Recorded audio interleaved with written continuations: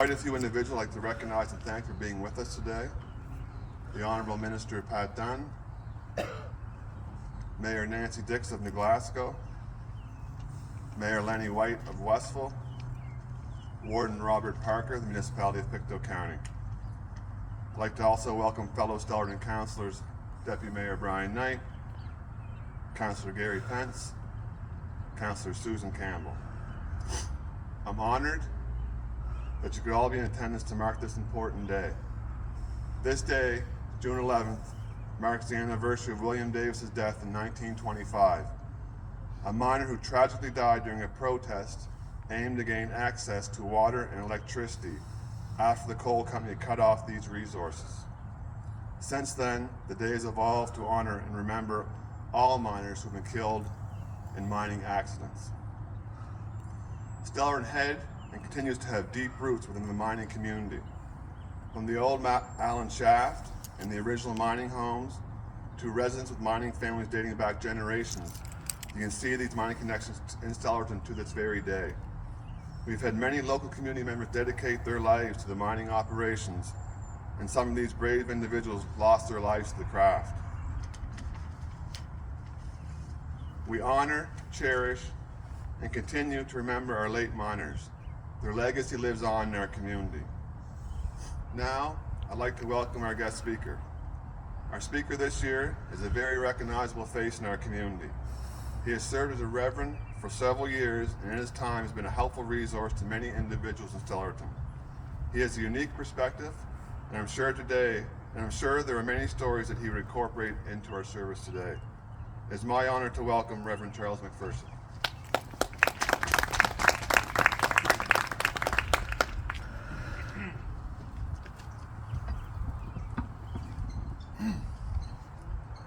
Thank you, Mr. Mayor. Your honors, councillors, chief, ladies and gentlemen. I'd like to thank you for this honor and privilege of being your speaker today. And I have taken part in, probably 33 Davis Day services here in Stellarton, and ones as well in Cape Breton. Today, as the mayor has said, is a very important day when we pay tribute to the miners who lost their lives in the many mining disasters our province and our people have known, and for the contribution the miners have made to our society. It has always been a part of my life, both in my growing up in Glace Bay and in my working years here in Stellarton. When I grew up in the Bay, as they say, in the 60s and 70s, mining was a stable employment for people.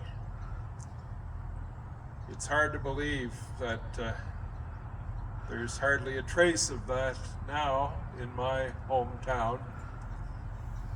And so, as Bob Hoig would say, I grew up on the tip of the pick. My father worked in the pit for 38 years, his father for 40, and my mother's father, my maternal grandfather, for 52 years, having come from Newfoundland. Growing up in Glace Bay was no different than growing up in any other town. Every day, I think we took the mines for, the younger people took them for granted. I guess it was always going to be a place of employment. My dad went out on different shifts. I always liked it best when he went out on back shift, because when he got home, he'd fry up a big breakfast and we'd share that together. I always looked forward to the back shift. My dad started loading coal in Caledonia Colliery. He went from there to 1B and then to number 26, from where he retired at 55 when they established the early retirement. He never regretted that, not one bit, and he enjoyed 12 years of retirement until his death.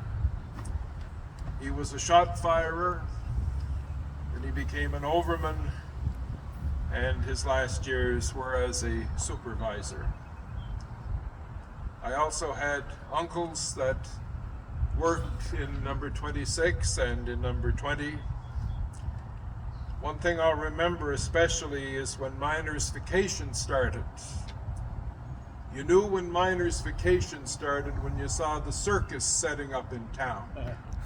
The Bill Lynch shows.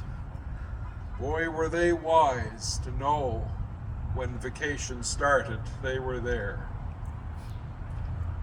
As early as grade 8, retired ministers, or sorry about that, occupational hazard. Retired miners would visit our school. They usually came, 2 or 3 of them, once a year, and they would share some of their stories of hardship and sadness and fear. I can remember, just like it was yesterday, Billy Pittman, Archie McIntyre, and Danny Dancer McDonald. He lived in Caledonia. And if I live to be 100, I'll never forget Danny Dancer standing up at the front of the class and in his raspy voice telling us, "You don't know how lucky you are to be able to go to school with that freedom, instead of having been taken to go in the mine probably at the early age of 13 or 14 or maybe younger, to work in hazardous conditions as they did." The strike of 1925 affected a lot of them in many ways. I can remember Danny talking about how the company had cut people off of their credit at the Pluck Me store, had cut water, had cut power. Of course, we know that led to the death of Bill Davis out at Waterford Lake. But Danny talked about his best friend with a few others and himself. They were kicking around a football up by the pit yard, and the fences were electrified at the top. And the ball went over the fence, and his best friend went over to get it, and he saw his best friend electrocuted in front of his eyes. I can remember the tears rolling down his cheeks as he talked about that. These things are imprinted in your memory. You never forget them. And that strike in 1925 lasted for 5 months. 5 months. Company-owned stores, power plants. The miners were cut off from everything. And the British Empire Steel and Coal Company, who owned the mines, they tried to break the union. They tried their level best, but they didn't succeed. The unions were established largely by the work of J.B. McLaughlin, who would come from Scotland as a coal miner, and we could spend the rest of the day here talking about J.B. McLaughlin and certainly his courageous stands that one time landed him for 4 months in prison. But he was a pioneer, and thanks be to him and others who followed him, that in every mine and mill where working men defend their rights. Certainly their rights are upheld. As I said, that the company, Besco, tried their level best to break the union, but they didn't succeed. Not yet. And a few years later, Nova Scotia introduced the Trade Union Act, acknowledging the roles of unions in a modern mixed economy. But you know, these men that stood in front of us in our classroom, as did my parents, saw education as the key which would open all kinds of doors for us. They kept saying, boys and girls, stay in school, do your lessons, be smart. Then later on, it was during my first year in university, I was home for the study break, that an explosion took place in number 26 Colliery, claiming 12 lives. My father had been retired for 7 years. One of those people killed was a dearly loved neighbor. I think there were 2 that had been taken to Halifax, if I'm not mistaken, and they died there later on. I didn't experience a mining disaster until here in 1992, in my second year of ministry up the street, when 26 lives were lost in the Westray disaster. One of those lives was of Robbie Doyle, 22-year-old man with his whole life ahead of him.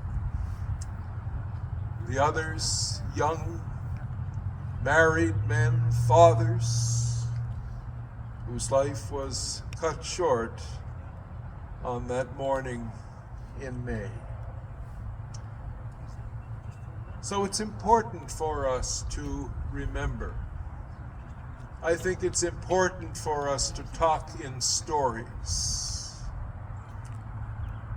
I've never written any of this stuff down. As I said in my retirement due, memory is my diary. And I will continue, as you will continue, to remember why we do this, why we remember those whose lives were taken during their work. I'd like to conclude with the words of the Miners' Memorial Hymn. We've heard the Men of the Deep sing this several times, and the first verse of the hymn was composed by Horatius Bonar. It was actually meant to be a hymn, and there's 4 other verses with this hymn, and they can be found in the old United Church hymnary. And the tune, I'm not going to sing it, I'll spare you that, but the tune is composed by Robert Saint to commemorate the devastating disaster at the Gresford Colliery on September 22nd, 1934 in Denbighshire, Wales. The disaster, which has been called one of the most appalling disasters in British mining history, claimed the lives of 266 men. You can imagine, 266.